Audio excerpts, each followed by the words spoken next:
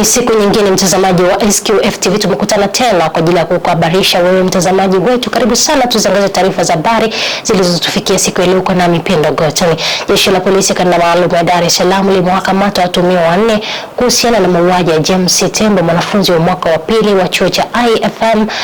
Mwili wa marehemu ulikutwa ukielea katika maji ya mto Msimbazi eneo la Kipawa Ilala Aprili 30 ukiwa hauna kichwa.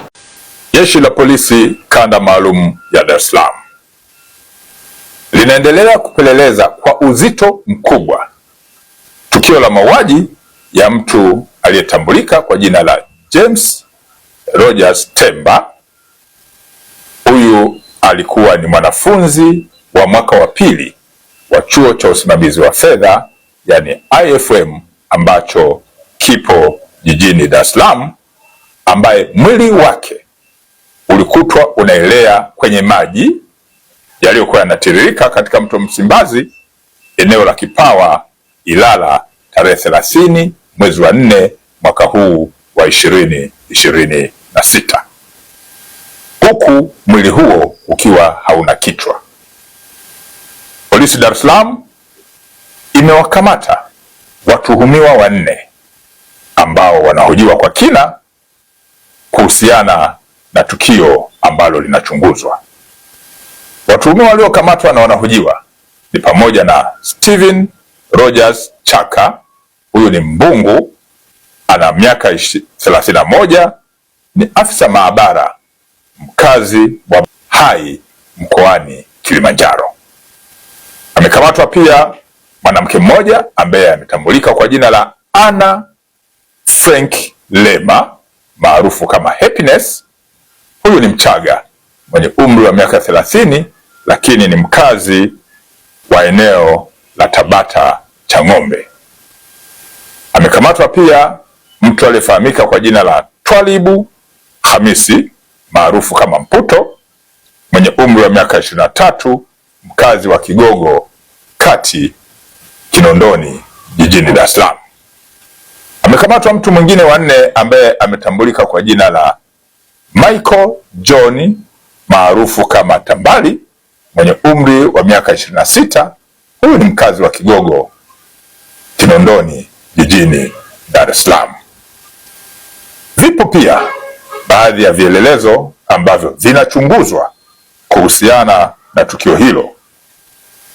Wito wa jeshi la polisi kanda maalum ya Dar es Salaam kwa wananchi kuwa watulivu ili kila aliyehusika kulingana na ushahidi ambao unakusanywa na utakusanywa aweze kuchukuliwa hatua za kisheria. Rais wa Jamhuri ya Muungano wa Tanzania Daktari Samia Suluhu Hassan amesema kuwa kutokana na falsafa za chama cha NCCR Mageuzi ya kuitumikia Tanzania, ameona hamchague kiongozi kutoka upinzani na kumweka serikalini, ambao amesema amempa jukumu Daktari Evelyn Munisi kuhakikisha kuwa kazi nchini zinakuwa na staha, haki inasimamiwa na stahiki za wafanyakazi zinazingatiwa katika sekta zote za umma na binafsi. Amezungumza hayo hii leo alipokuwa anaapisha viongozi hao wapya katika Ikulu ya Chamwino mkoani Dodoma. Lakini nimeangalia CV yake nikaona ana sifa za kuingia ndani ya serikali na kutusaidia. Nilikuwa nafuatilia, nakumbuka maneno ambayo aliyekuwa mwenyekiti wa chama cha NCCR Mageuzi kaka yetu Mbatia kila akisema tumhudumie mama yetu Tanzania, tuipende mama yetu Tanzania, tufanyeje mama yetu Tanzania, motherland Tanzania. Kwa nikasema labda hichi chama filosofi yao ni kumhudumia mama yetu Tanzania. Kwa nikaona nivute mmoja kati yao aje tufanye kazi wote huko. Of course sote ni wa Tanzania, sote tunatakiwa kuongeza nguvu ili twende pamoja. Na pengine tunapokosea huko basi mtatusaidia kusema jamani, yaliyoko huku ndani ni hayo, sio hivyo mnavyofikiria. Kwa hiyo Avelina, karibu sana ndani ya serikali. Umeapa kuwa naibu waziri, ofisi ya waziri mkuu, bosi wako huyu hapo, kazi ya ajira na mahusiano. Sasa ndani ya ofisi hii kuna jukumu kubwa la kuhakikisha kazi za Tanzania zinakuwa za staha, haki inasimamiwa, stahili za wafanyakazi zinakwenda vyema kote, sekta ya umma na sekta binafsi. Lakini la pili, ajira za vijana wetu, na kama unavyojua, ulivyosikia, tumeanza kutafuta ajira za vijana wetu nje ya nchi. Kwa muda mrefu tulikuwa tunapata hizo nafasi, lakini ndani ya wizara yenu huko kulikuwa kuna mambo yasiyoridhisha. Lakini tumepata, mwaka huu tumeanza kufungua. Tumeshapeleka zaidi ya vijana 7,000 nje, wasimamiwe haki zao, wasimamiwe maagent waliowapeleka vijana nje, haki zao kule na sheria za kazi. Serikali za kule zifate sheria zao, lakini na vijana wetu waende wakafate sheria za watu na stahiki za vijana wetu zipatikane. Eneo la tatu ni mahusiano. Mahusiano kwanza yanaingia kwenye kazi za, sekta ya kazi, kwamba tuna mahusiano ya utatu baina ya serikali, waajiri na waajiriwa. Kwa hiyo tuna mahusiano ya utatu kote, umma na sekta binafsi. Kwa hiyo hili nalo liendelee. Lakini mbali na hapo, nimewapa kazi ya kujenga mahusiano baina ya serikali na makundi mbalimbali. Na najua Evelina, wewe hodari kwenye hili. Wewe hodari kwenye hili. Tumefanya kazi pamoja kwenye vyama vya siasa, nimeona uwezo wako. Kwa hiyo najua utamsaidia waziri wako kwenye hili. Mwenyekiti wa bodi ya nishati ya vijijini REA, Mheshimiwa Balozi Meja Jenerali mstaafu Jacob Kingu ametoa wito kwa vikosi vya Jeshi la Kujenga Taifa JKT vinavyopata miradi ya nishati safi ya kupikia kwa mabalozi wa kuhamasisha matumizi ya nishati safi ya kupikia kwa jamii zinazowazunguka. Kingu ametoa wito huo wakati wa ziara ya bodi hiyo inayolenga kukagua utekelezaji wa miradi ya nishati safi ya kupikia tekelezwa na wakala wa nishati vijijini REA katika kambi ya JKT ya Maramba mkoani Tanga. Bado tuna safari ndefu kuhama kutoka kwenye kutumia hii nishati ya kuni kwenda kwenye kutumia nishati safi. Lakini nyinyi mnaonyesha njia, na kikosi cha jeshi cha Maramba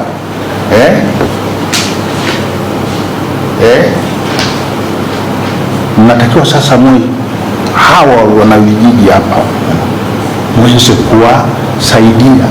Yaani kwa mfano, mkitengeneza huu mkaa mbadala ambao unatokana na mabaki ya mazao ambao mazao nyinyi mnayo, unapata kuni zako safi, na hizo mkawa mna wa supply hata hawa wananchi wa huku kijijini. Majiko DVT, Director of Vocational Training, kutengeneza majiko banifu. Nyinyi mna VETA, mna Vocational Training Centers nyingi, hata hapa nafikiri kuna VETA. Yes sir. Kwa hiyo unaweza kutengeneza nyingine nini mkaa huu mbadala, nyingine wakatengeneza nini majiko banifu. Kitu cha msingi ni kwenda na kucomply na standards, specifications za kutengeneza yale majiko, na yale yakauzwa kwa bei nafuu kwa au stafu, watumishi, lakini yakauzwa na kwa wananchi. Hii ndio maana ya uendelevu.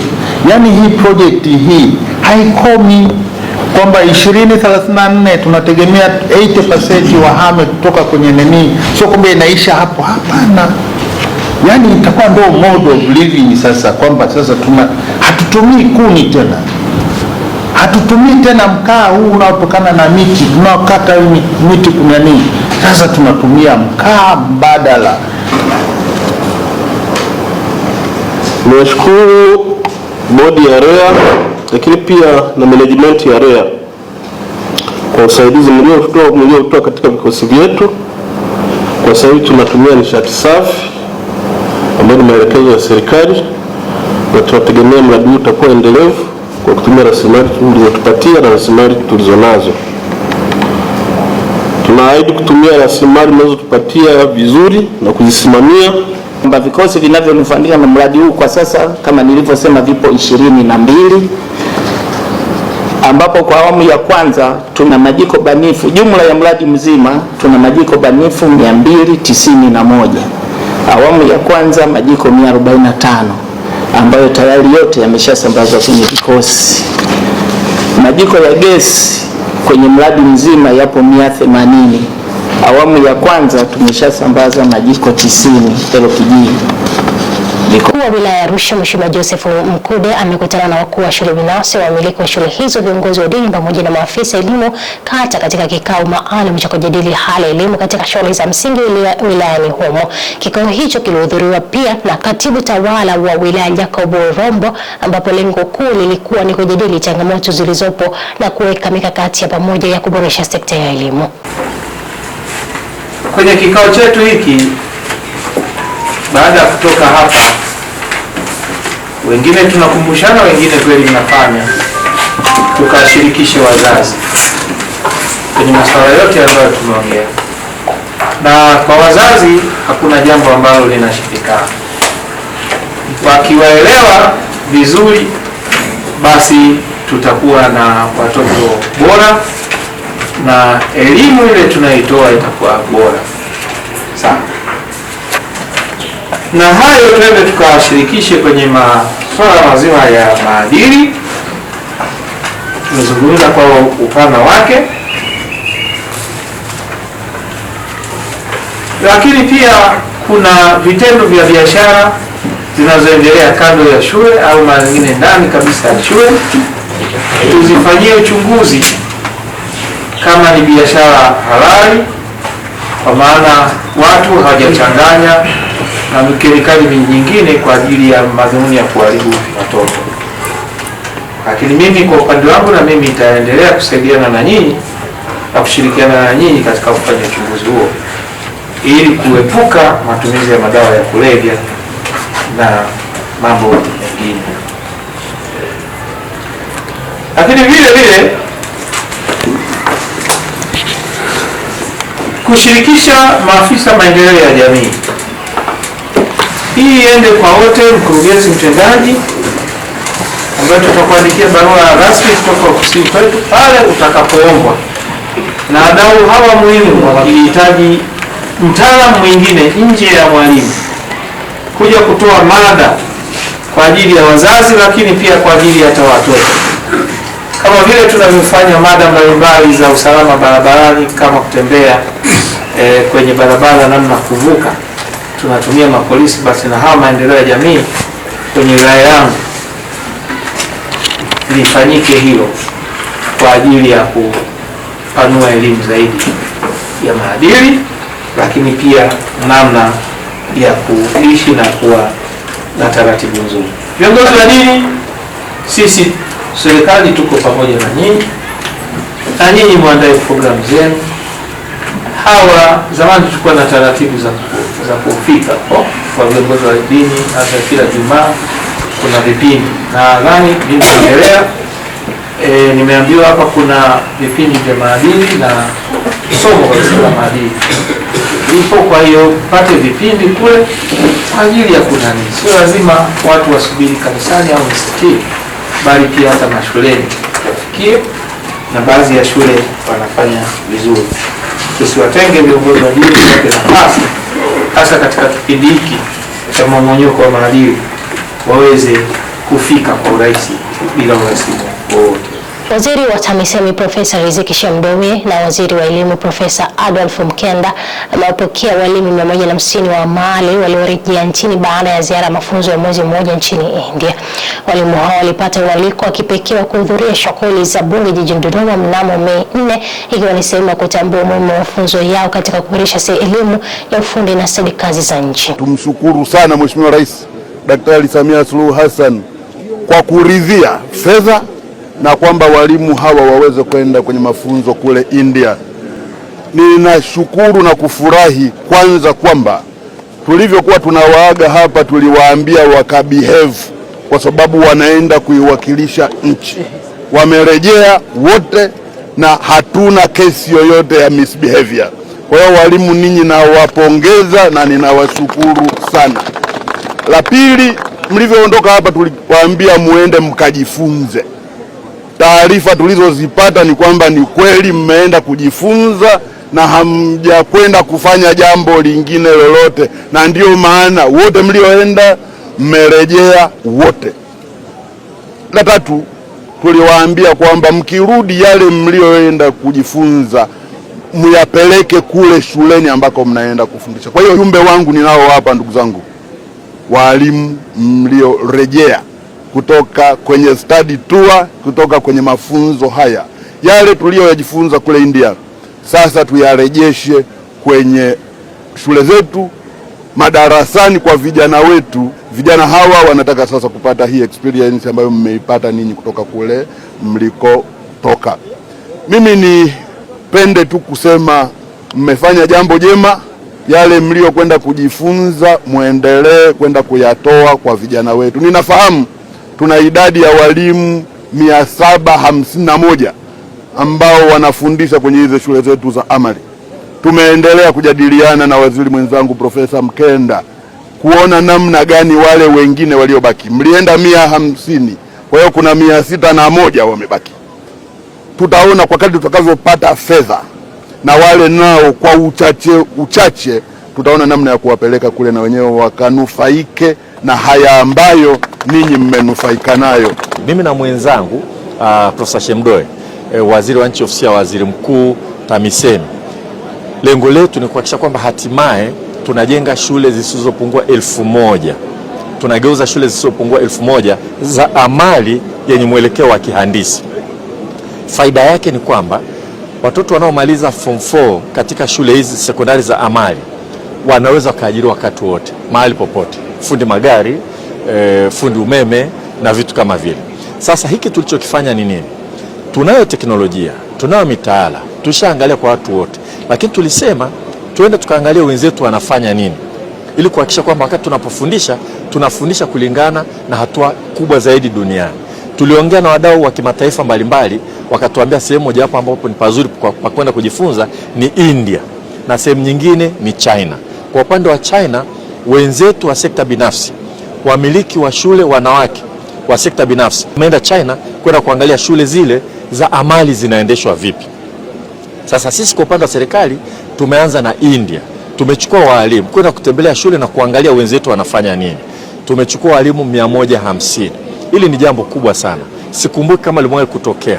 Kumbuka wapeleka kwenda kusoma, tumewapeleka kwenda kuangalia vifaa, na tumeongea na baadhi ya walimu hapa na wengine wataongea, wanaeleza kitu walichokiona kule na kitu ambacho inabidi tukiongeze hapa, ili tuhakikishe kwamba yale maelekezo ya rais aliyotoa wakati ule mapema kabisa kwa Wizara ya Elimu na yale ambayo hatimaye yamezinduliwa na yeye mwenyewe kwenye sera yetu tunayatekeleza kwa viwango vinavyotakiwa. Kwa walimu 150 hawa wametoka India, wametembelea shule mbalimbali, wameangalia vifaa na wameangalia jinsi ambavyo masomo yanafundishwa, waje wawe chachu ya kubadilisha namna ya kufundisha masomo ya amali hapa. Na mtazamaji, taarifa hiyo ndio tamati ya SQF habari siku ya leo. Kwa niaba ya timu nzima ulikopenda mipenda gocha nikutakia siku ile kwa njema na bye kwa sasa.